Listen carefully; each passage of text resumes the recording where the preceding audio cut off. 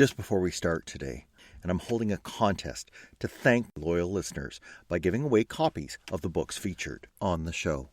You don't have to purchase anything, give reviews, or any of that. All you have to do is go onto Twitter or LinkedIn or Instagram and post using the hashtag marketingbooks, all one word. It can be about which show you heard or what you're reading. Just make sure you use that hashtag, and there will be multiple draws. And you'll be eligible in each draw until you win. I'm going to do one for every book that I have, and I'll do more draws every few months. Now, I'm only telling listeners about this, so once you enter, your odds of winning are actually really good. Get in on this offer by posting something hashtagged marketingbooks by midnight, January 15th of 2022. And now we'll get to the show.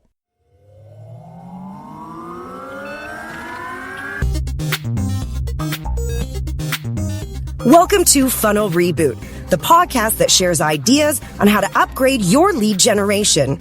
Here is your host, Glenn Schmeltzley. Hey, Glenn here. Welcome to Funnel Reboot, where we upgrade your lead generation. Today we're in a series where we're going through books that marketers should consider reading over the holidays. But first, I want to remind you that to get recent episodes or to let me know which topics you would like to hear an episode on, please reach out to me on social at Funnel Reboot, or you can fill out the form on the funnelreboot.com site or leave a message on the listener feedback line 613-703-7073. On to today's book. Has this ever happened to you? You're working as a marketer, either in-house or as the agency serving another business. And you work earnestly to do what leadership asks for. You might even be part of the leadership team, directing the marketing effort. But inside, you are haunted by a question. While you're architecting campaigns or answering emails and sitting in meetings, this question is there, gnawing at you in the back of your head. You wish you'd get an epiphany so you could answer it, but that keeps eluding you. What's the question? Is this going to make us grow? My guess says that growth can happen, but it's part of a larger challenge, and not just one that marketing has to tackle. For growth, real growth to happen, both marketing, who's got a pivotal role here, and the whole company have to retool themselves into an entity that works at a bigger scale. In fact, he says they have to do it several times as they scale. Our guest began as an entrepreneur, starting a web design agency in 1994 when websites were just starting to be a thing. He then became, as he rose through to lead other agencies, a journeyman CEO, working through a string of these agencies, eventually moving on to chairing those businesses.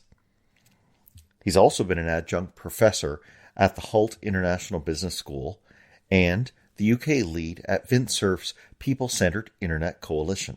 In 2014, he broadened his role, offering advice to other companies, notably tech startups. And it was at this point that he boiled down the growth principles that he'd learned running his businesses down to a system that any business could use. Now, he openly admits that really good books have been written about this, but he felt there wasn't a book that lays it out as plainly and with a fixed timeline. So in 2021, he published this playbook of his 2-year program that he claims will triple a company's size. It's called Scale at Speed. I want you to listen for how instrumental he considers the role that marketing plays in building this firm's proposition. And also watch who he says should be in charge of growth. It's probably not people in the roles that you'd expect to be most effective at it. And lastly, I think you're going to enjoy his stories. I sure did. And when he tells them, you'll likely hear some muffled laughter coming from me. His actions were so true to life with experiences that I've had. So please Prepare to hear how sales and marketing can contribute to growth in my chat with Felix Velarde. Felix. Today I'm very glad to welcome to the show Felix Velarde. Welcome, Felix. Hey, Glenn, how are you? I am doing well, thank you. And I'm very glad to have you on. And I am really glad that I had the chance to go through your book.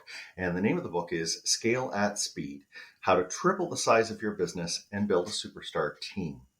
So on our show, Felix, we take the vantage point of a person who's working in a growth field.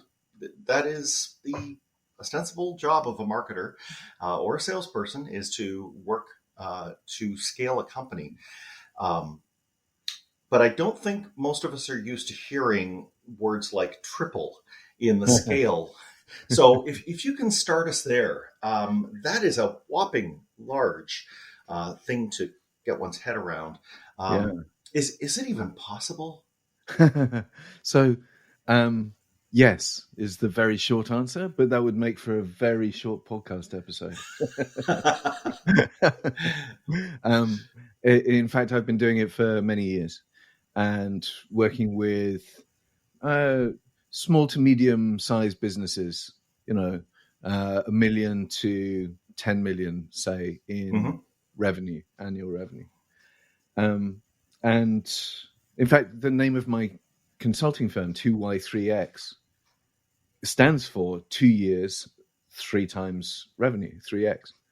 And it's something that we offer guarantees about in terms of the service that we deliver, because what we discovered is that when you set a sort of a reasonable goal, like, right, we're going to do 10% more this year, right? Yes. Which is the standard kind of CEO's, rah-rah speech, the stump speech is, we're going to do better this year, we're going to do 10% more, or we're going to grow by 15% or something like that. What happens is everybody thinks, okay, well, we're just going to have to work a little bit harder. And actually, most people work quite hard already. And then, some accident happens, a client leaves, or you lose your head of planning, or I don't know, there's a strike or something like that. And that target just goes out of the window. It becomes margin for error territory.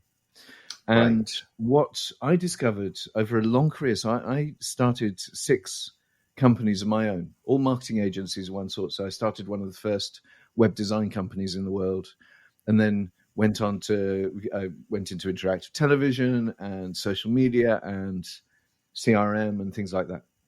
And then I ran a group of companies and was responsible for 12 companies and how they grew. And so we used the sort of all of the great practice that already exists to figure out, how do you make this happen? And what are the kind of the rules and the gotchas? And the first one was, do you know what? It's not ambitious enough. And I'm sure many people have read Good to Great by Jim Collins. Right. And he talks about the big, hairy, audacious goal, right? And he kind of says, you've got to use this as the guiding light and the vision thing, right? And most people interpret that as being, think big. What they don't understand or don't realize is there's method in thinking big. And there's a scientist called Dr. Edwin Locke, who for the last 45 years or so has been researching something called goal-setting theory. And goal-setting theory basically says, if you set a reasonable goal, then we hope it's going to happen and we'll try really hard. Right. If you set an unreasonable goal, rational people will sit there and go, oh boy, how are we going to do that? And then it forces you to put together a plan of action. Yes. And once you've got a plan, listen, any plan is better than no plan, right? Obviously, any plan that you execute is infinitely better than either of those. But any plan is better than no plan. So what we found is you set a goal like triple the revenue in 2 years, and it forces everybody to go, right, how on earth are we going to do that? Long, pregnant pause, and the wheels are turning. Fully. Exactly. So so there's a basis in science because he spent 45 years validating this theory. And, it's more or less, you set a heroic task and heroes will step up. But for us, and using the frameworks that we use and that are described in the book Scale at Speed, in detail, by the way, it's a proper manual. It's not one of those, hey, here's some thoughts. It's literally a step-by-step. This is how you start. This is how you go along. These are all the component parts. Here are all the answers. And that methodology and the framework is just about how do you get people to buy into this? How do you get people to really step up and build this plan and then execute this plan? Yes. And, your experience, you give many, many stories in the book. And while you've properly shown that it can be done and is done, there are many leaders that we know, and some of them, we affectionately refer to as boss, or, if it's in a family business, dad. These are people who can make mistakes, and I applaud you. You owned up to many of them in the early. Oh, I've made more days. Mistakes than anybody, man. Right? I started out as one of my very first, in fact, my very first day job, because I quit school early, right? And because I wanted to have more fun, so I went to work in a nightclub, and it was more fun. So despite having no formal education, I eventually ended up being an adjunct professor at one of the world's best business schools, Hult International, on teaching strategy on MBA courses. So there's a grand irony in that. Mm-hmm. But I started out selling advertising space on the phone, commission only. Yeah. And that teaches you how to do manipulative selling. And so I was 17 or 18 when that was going on, maybe 19. And it taught me how to persuade people to do stuff. But it gave me a vicious antipathy towards doing so. Right. And when, 5 or 6 years later, I started my very first company. And then a couple of years after that, started one of the world's first web design companies. I deliberately said, right, if I have to sell this, it's wrong. There's something wrong with this. What I need to do is have an amazing product and then lay it out in such a way that my target audience, the ones who really want what it is that I do, can see that what I'm doing is what they want. And if I can lay it out in that way, then I don't have to do any persuasion. Mm-hmm. And selling is about, in my view, the best kind of selling is it's a conversation about whether or not what I do as the vendor is actually even the right thing to solve the problem that you've got as the buyer. Yes. And if you have that conversation and you meet in the middle and you are the right solution, then fantastic, right? Everybody wins. It's win-win. And if you're not the right solution, then you walk away because you don't need every client, right? If you're in the service business, you can't handle more than 15 clients. Right. So, why not just work with the ones that really want what you do?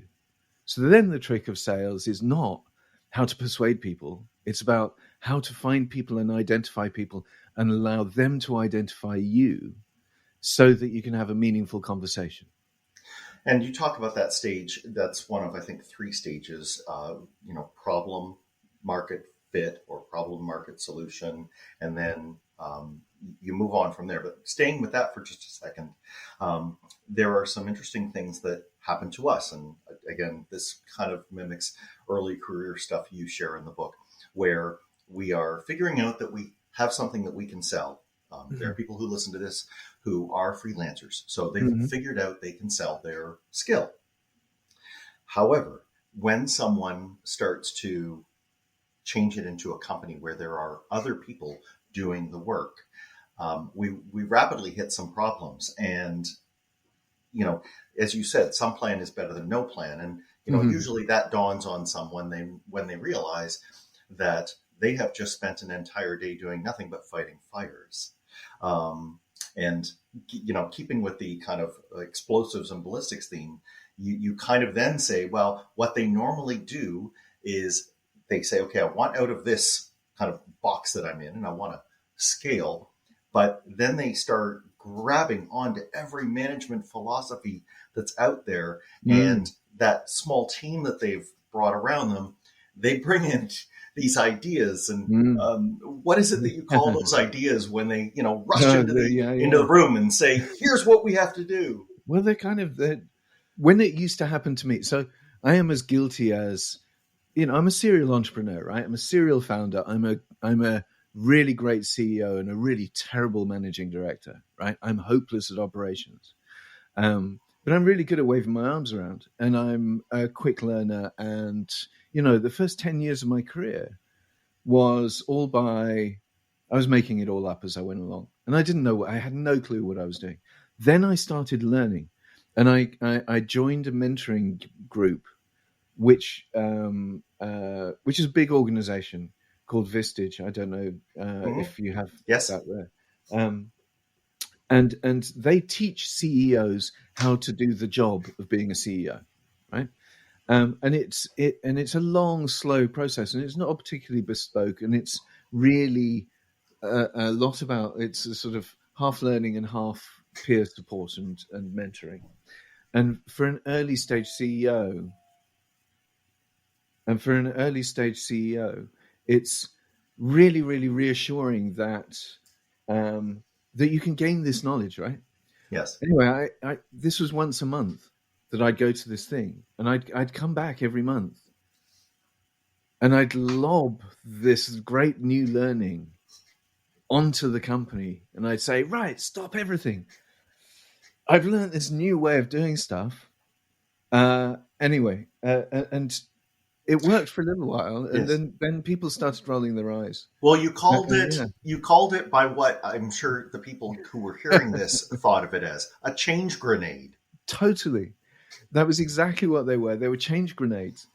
And eventually people decided, you know what, we're just going to put on the armor and stick our fingers in the air and go, la, la, la, because the boss is going to change it all again in a month's time. So we'll ignore this latest, missive.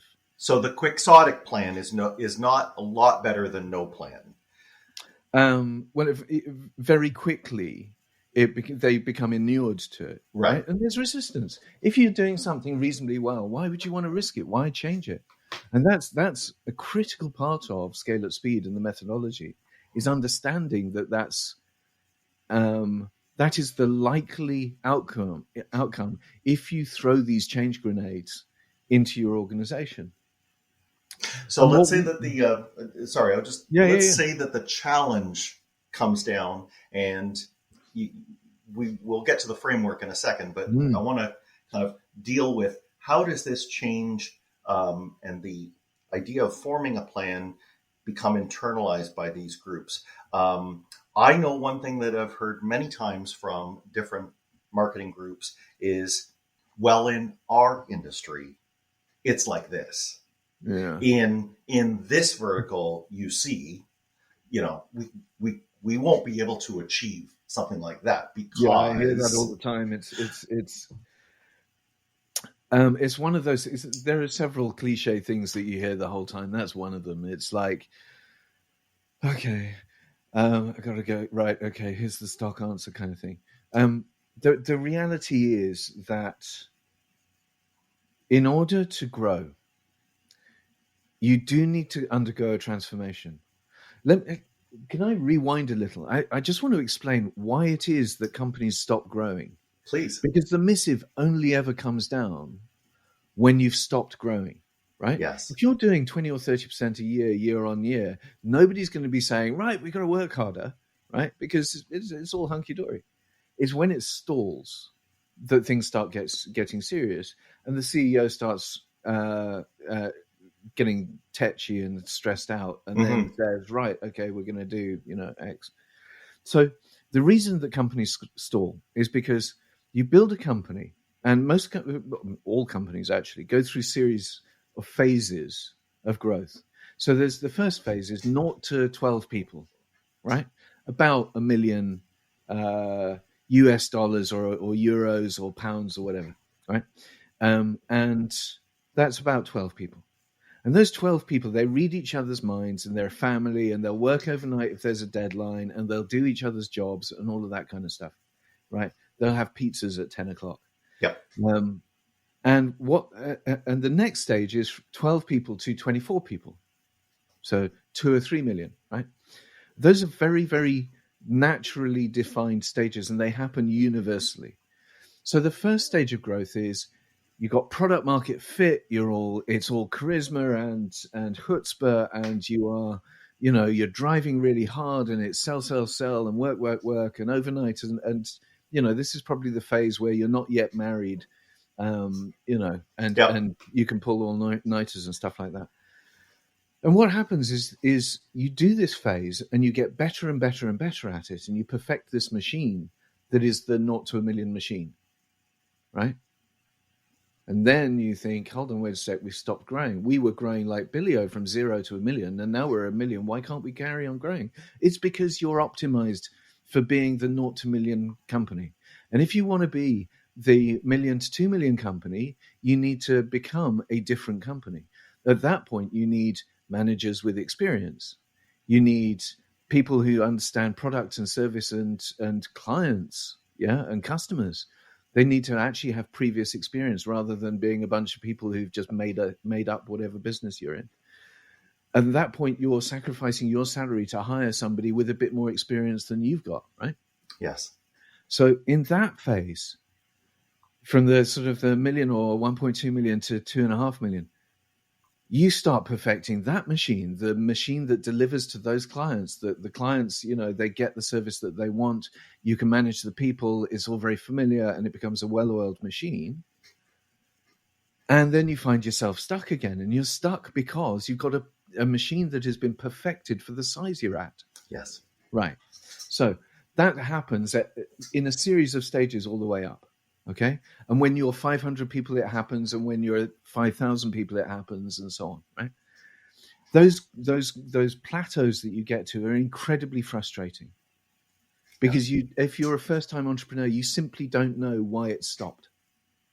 So that's why. And then it takes motive force to get beyond. Well, you actually have to do a transformation, and you can either do a disruptive transformation, which is, we're going to hire a whole bunch of new, much more experienced people or get funding. Yeah. And we're going to sweep away everything that's gone before, and we're going to try again, right? At a bigger scale with better people, and we'll hope for the best. And your culture goes at that point, right? And also, if you're bringing in money to do that, your ability to be a solo entrepreneur and a visionary goes out the window. So you suddenly become this muddled, muddy company with no real vision or direction, and it usually falls to bits. I mean, don't forget, most companies fail, right?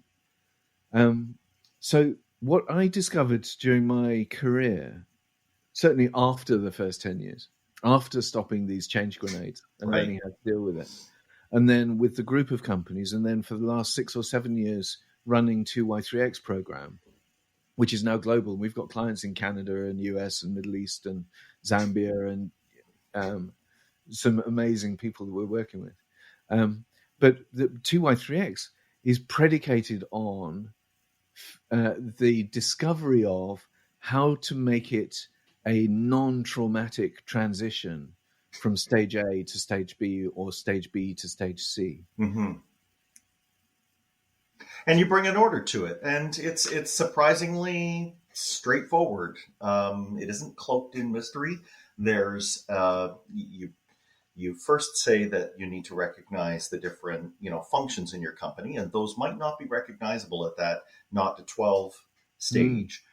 Then you bring them together, and you start to task them with the job of creating that next company inside of your company, or to to realize the next stage as the current things are happening. So maybe take us into that and what that team is and why they're so essential. So it's a design issue.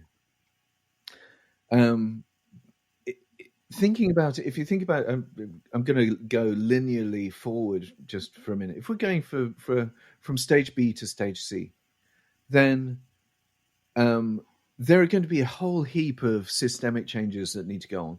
The way that you manage people, the way that you understand your client relationships and turn them from being tactical and project-based to retainer-based, for example, if you're in the service industry or in agency land or whatever. Yep. The way that you incentivize people inside and outside your company, the way that you have sales and marketing processes, right? The way that your workflows work and your automations and your underlying tech, how cash flow works, all of these different things need to be fit for the next scale up, for scale C, right? Phase C. Now, recognizing that you have got a team right now that has perfected and made really efficient the scales that you're at, and that's your senior management team, right? They're really good at doing what you do right now. So trying to get them to ask them to throw away or risk what they're doing now and, okay, find the next way of doing it, you're interrupting the business as usual. And business as usual is precious, right? Yep. You cannot risk that. So what we do in the program and what Scale at Speed describes is we find internally the superstars, the next generation of great people in the business, the people that you know one day are going to be running their own shop, right? The 21-year-old who's just sparky and coming up with brilliant ideas the whole time. That, the person who's not a manager but is just a doer. They can persuade people to get things done, right? And we assemble this team and we call it a growth lab team. So it's the growth lab team as opposed to the senior management team. Yes, that's a keen one there. And I suppose the one word that jumped out to me when you were describing it, and this may be well known for people who are in larger organizations listening to this, is you said it should not be glorious. And I fear that sometimes when people look at the executive team, particularly in larger companies, that what they see are the trappings, what they see are the pieces of recognition that, humans need for status, to understand that this is nowhere on the scene with what your growth lab is doing, right? No. It's a responsibility. It's over. You're doing work to design the next phase of the company and then figure out how to implement that in 3-month bursts. And you're doing that whilst also doing your day job full time. So it's an ask. It's 2 or 3 hours extra a week on top of your day job in bursts of 3 months, continuously for 2 years. It's relentless, right? And you are responsible for, as a team member, holding each other to account to deliver stunningly good work, for collaborating and for figuring out how you're going to make what you're designing to be the next phase attractive and motivating for the rest of the people in your company. Now, one of the great things about having a growth lab team that is not the senior management team is you can have somebody who's a developer. You can have somebody who's in the, quality assurance department, or the who's an account manager on the growth lab team.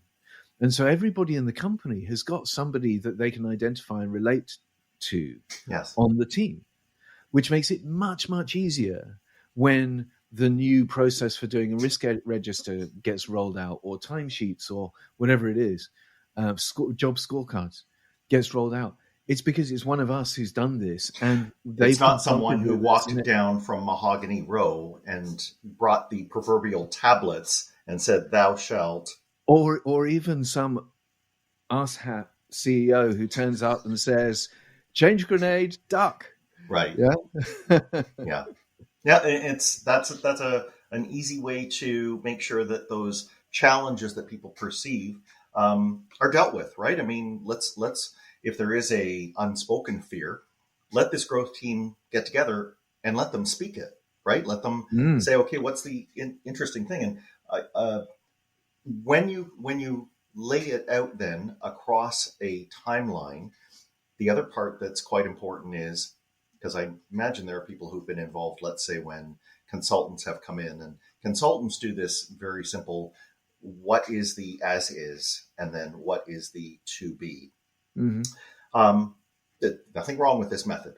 Yeah. But if you're going to try to look at the type of scale and the magnitude of change that we're talking about, that has to be done multiple times, right? This is the I'm creating something along the way to something bigger.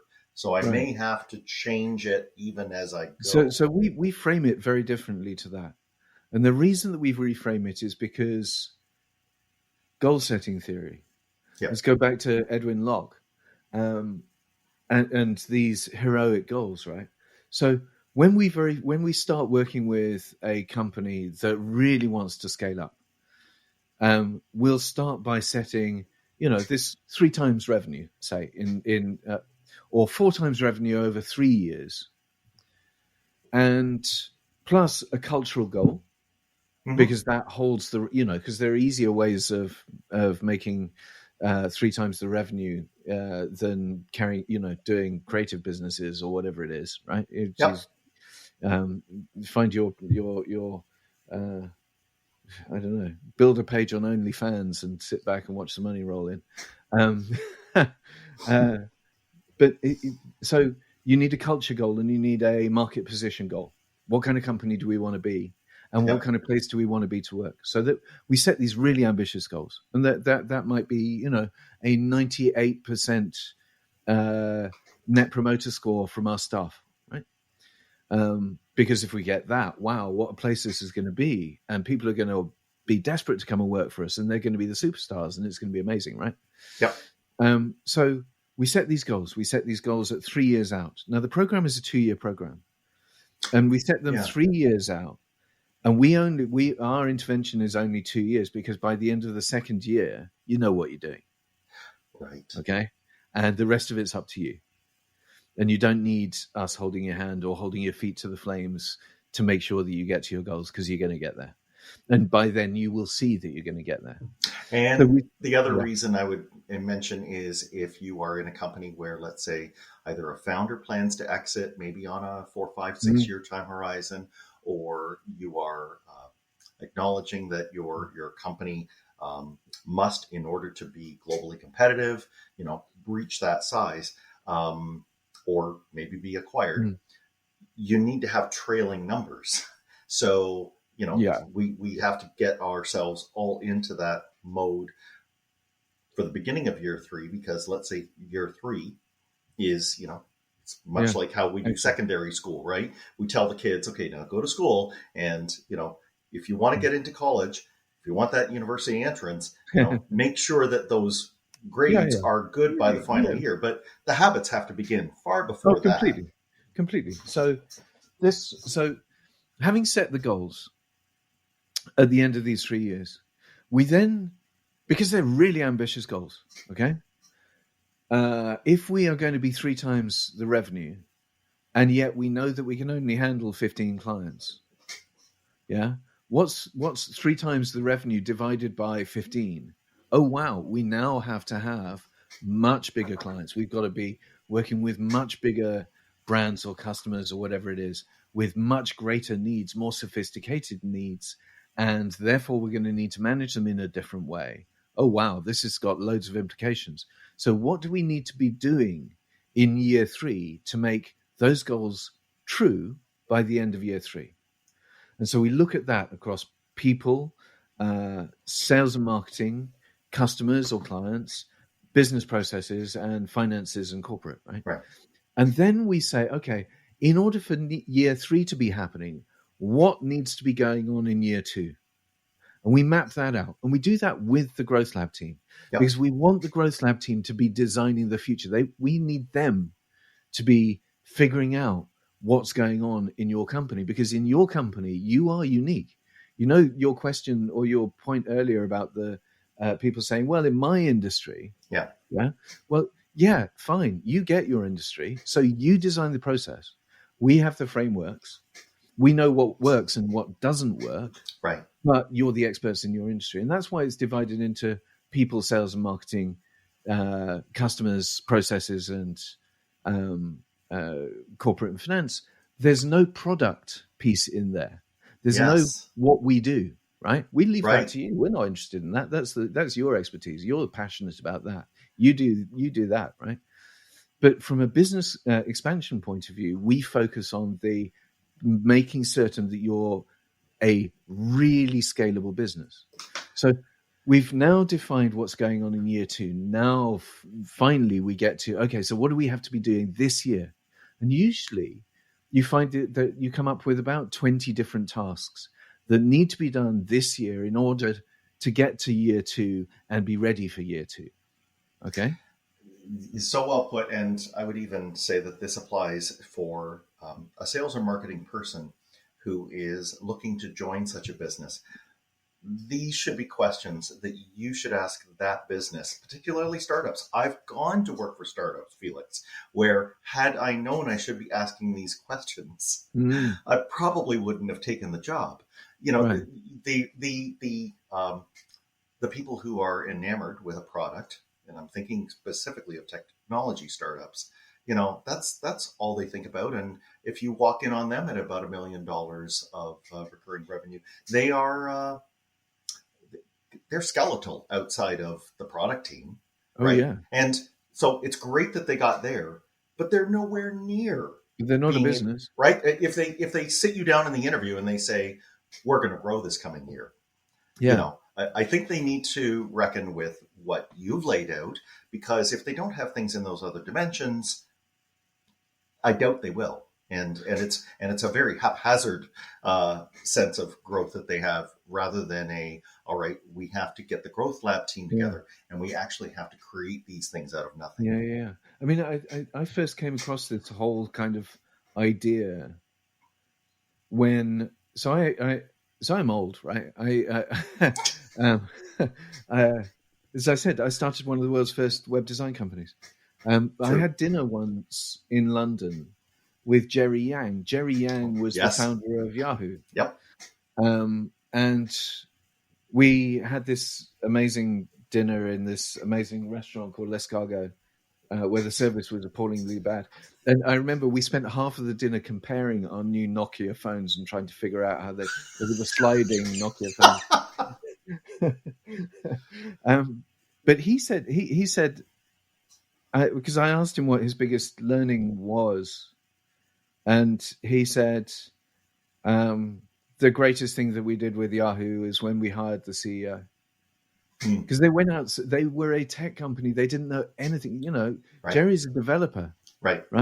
They're all developers. They went out and found a guy in his 50s who knew how to run a company. Yeah. And it was a shocking thing for us in the tech world at the time. Yes, because we were used to Steve Jobs being we thought that was the model for the future. So it's interesting. You do need that kind of outside perspective. And one of the reasons you need it, I think, is because to make the Growth Lab team work, it has to be completely hierarchy free. Mm-hmm.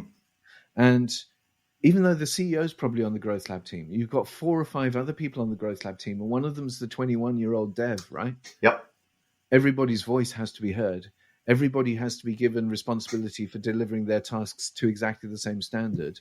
Nobody gets to be the boss. You make it very plain. You say, don't show up to the meeting if you haven't done your work. Yeah, you should be on the team. No matter, I don't care what your title is. You better come prepared. Yeah. And we do move people off the Growth Lab team. Right. Because going back to the any plan is better than no plan, any plan that you execute is infinitely better. The reality is, in order to do what we do, it has to be relentless. Every single month you do your homework, right?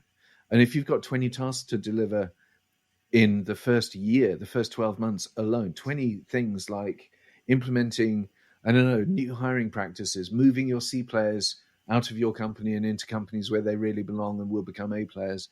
All of the good stuff, redoing your setting up metrics. Yep. Yeah, exactly. Yeah. That's a lot of stuff to do. So breaking that down into quarters, conveniently, if there are 5 of you, that's 1 task per person per quarter. Yeah. So suddenly it becomes much easier, right? And there's accountability, because it's not oh, in this long list, who has that? Oh, that was mine. I didn't even notice. No, Yeah, you know one number and one milestone. yeah, exactly. One piece of responsibility. But yeah, it's fascinating, and there are some things that happen universally in the first couple of tasks that really need to be done. One is if you've got C players, and what I mean by C players are people who are the disengaged, the sort of the whisperers behind the backs, and it's not that they're bad people. It's just that they don't fit your core values. And when they move to a company where they do fit the core values, they will thrive. And once they've moved, you will thrive. So do it yesterday, right? Yeah. Do not tolerate C players because they hold everybody else back. They make it acceptable not to be brilliant, right? So we do a lot of focus on superstars and building A players and focusing on values. So that's the first thing that happens. The second thing, universally, is everybody's proposition isn't fit for purpose. Okay. Propositions, and this it comes to the heart of sales and marketing and how Yes. you grow through selling.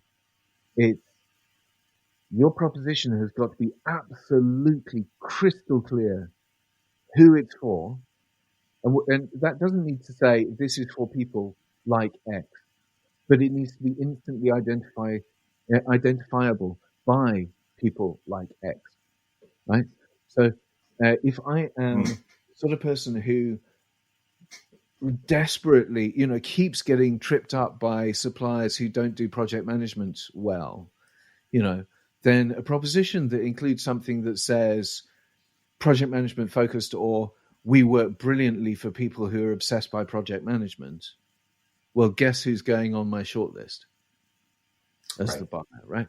So propositions really need to be specific, and nobody ever does it, and people are afraid of it. To be honest. Or if they are, it stays within, only, 30 meters of the founder or maybe the core team who envisioned it, when really you should be able to nab anyone, even if they are new and in your testing team or something, and you should be able to say to them, what is the value proposition? What do you guys do completely differently? So this happened to me. Literally, this happened to me. So I had a series of very, very well-known agencies. A couple of them were world famous. I had the world's most awarded digital agency at one point. And we were doing amazing work for amazing global brands. And then I had this, I stole all of Malin Fung's CRM theory work. Yep. And transposed it to digital and started the world's first ECRM agency and consultancy. And we became the leading ECRM strategy shop eventually. But somewhere along the journey, I forgot what our proposition was. And I was at a cocktail party and somebody said, so what do you do?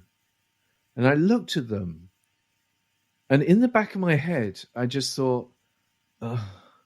And I said to them, do you know what web design is? A bit like that. And a part of me died inside. Yeah. And the next day, I went into the office and I went round to we had 23 people in the office. I went round to every single one of them and sat next to them for a minute. And I said, tell me what it is you say when somebody asks what you do or what kind of company you work for. And I got 23 different answers. Sure. And I thought, you know what? I screwed up. And so I sat there and I figured out what the answer was. And having figured out what the answer was, we put together training courses for people who wanted to know about that answer. And every second training course that we put on for 4 years, we won a client. Yeah. So, so many flavors there, but, you've done two things. There's perhaps an issue with communication where, the 23rd member of that team just hadn't been in the right meeting or the right hallway conversation where some of that was across. But that probably was compounded by the fact that the value prop itself wasn't tight and did not have such a compressed and unadulterated version that I'm obsessed anybody with. could say it in a Yeah, yeah, single yeah. sentence. It becomes your mantra, and actually a great proposition tells you how to run your business as well, because it reflects how you run your business. So, um, I mean, I run the 2Y3X program as the CEO, now global CEO of the program. Now we're starting to do M&A work. We're starting to build a group in Canada of agencies, for example. So I've kind of abstracted myself from the day to day. The one thing that I still do, which I absolutely love, is I run 2-day workshops for agencies and consulting firms to develop their value proposition. And I love doing it because at the end of the 2 days, they have a value proposition. And there's a structure and a methodology, and it's actually outlined in the book so that you can do it yourself. But that I love doing that work because it's just watching people coming up with it themselves, and then the power that then has. So at a really, really simple example, I worked with an advertising agency called Alpha Century, and they had started out working with entrepreneurs and startups and chains of bars that had just been bought and things like that. And they didn't have a value proposition. They were an ad agency, and I was the chairman at the time. And so we sat down and we figured out what the value proposition was, and we came up with the creative agency for entrepreneurs. Now, if you're an entrepreneur and you're looking for a creative agency and you go down the long list of 200 agencies you could talk to, guess which one is top of the list? Right. So that's a really simple example. A much more complex example is I worked with an agency called Impero and ran the 2Y3X program for them. And they became a 5 times agency of the year at the end of the program. Amazing agency. And loved working with them. And the proposition that we came up with for them at the end of the 2-day workshop was, we make tired brands famous again. Oh goodness. Yeah. I mean, these are so clear in how they work, but they're also, I'll use the word fractal. It's not a veneer on top. I mean, because I know those two that you cited, if you look through, I'm sure every aspect of how they run the business, that theme keeps flowing in. It's right to the core. It's not, we went in and spent 2 days in a room and someone else came up with this. Yeah. It's more about realizing what's already there, But it's instructional. It's creative agency for entrepreneurs, or another one, Conversations Worth Millions, or sophisticated CRO for big commerce, right? It tells you what you've got to do internally. It tells you that you have to train people. You have to actually be ahead of the curve if you want to be sophisticated. It has to be rigorous. There has to be data behind it. You've got to hire a certain type of people, right, in order to be able to substantiate your proposition. And I think that that's really, really important. But it also tells you how you do your sales and marketing and what kind of people that you're going to be working with. And I mean, I did one a couple of years ago for a branding company called White Bear Studio. And White Bear, lovely young company based in Ireland and London. And I worked with them for a couple of years through thick and thin because we worked through COVID as well. Oh, but their proposition was branding future unicorns. Right. What kind of client are they going to attract? How hard are they going to have to work to attract those clients? Not very hard at all. Because it does what it says on the tin. If you see yourself as being the next billionaire tech startup, guess which agency is top of your list? And that's the whole point of a great proposition is you need to be front of mind and first in the queue. Yeah. And I see a kind of a two-sided coin here. The work that it took to get there, if you are a marketer and you're good at your craft, this will be something where you can rise inside of that growth lab team and bring that research and bring that vision to it. That's certainly better than the alternative where they look in marketing's direction and marketing shrugs. But the other side of it is that, I mean, I can't think of many other parts of a company where you have such a pivotal seat at the table where you will be able to outwardly see years on from now what you did. Maybe even after you move on from that company. But Listen, right, it's marketers and salespeople. It's ours for the taking. Yeah, we need pride. Right. Yeah, and pride comes from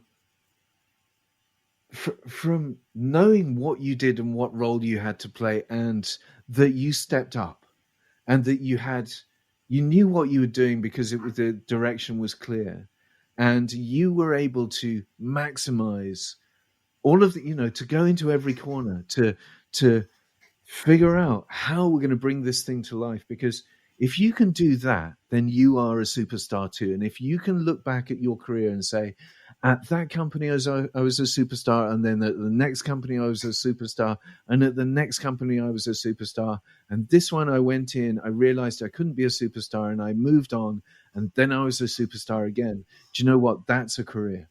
Yeah. I think the other thing that maybe to bring us full circle back to this, is it achievable? When you really got that tight focus, when you do understand what a superstar can do, it cuts out so much waste. And I think we perhaps blind ourselves to how much we can really scale, because we're imagining that we have to keep doing all the things that we're currently doing. This liberates you by saying, no, we've now determined what we're doing, and all of these things we were doing, some will stay, many will go. And I think that's a fabulous thing. And in marketing, we fall prey to that. We love to do new things all the time. But that's a very good concrete example of how this process allows someone We don't need to reinvent the wheel. We don't need to invent how to run a business. We don't need to invent how to sell by having conversations. Right. Yeah, it should come naturally. It's prior art. Yeah. What we need to know is, what's our proposition? Why are we here? Why do we love working with our colleagues? And how do we make it better? And that's all. I hope people go out and get the book. And Felix, where can they learn more about you and what it is that 2Y3X stands for? So if you go to scaleatspeed.com, you'll get links to, there's a self-assessment scorecard you can do for your own business, which I think I've seen you've done, actually, Glenn. I have. Which is a really short, simple questionnaire, but it's got a very sophisticated back end to it. So it will be very accurate in its kind of diagnosis, so that you know what to do first in your own business. So there's that. There's a bunch of resources. There's a cohort-based accelerator course that you can join if you just want a taster. And then if you want to really look at the main program, the 2-year program, the Triple Your Revenue program, go to 2y3x.com. And please feel free to connect with me on LinkedIn. I love having conversations. And we've got colleagues who cover Canada and North America, so hit me up. It'd be a pleasure to figure out whether or not we can help, whether it's formally or informally. Always happy to give advice. Well, Felix, I want to thank you very much for joining. And to the listener, I want to thank you for hearing this through. I think you've perhaps found many ways that this philosophy can apply to sales and marketing and many aspects of growth. And if you like this episode, I encourage you to please share it with someone else who could benefit from it and perhaps is looking in their company for a way to scale at speed. Thanks for listening.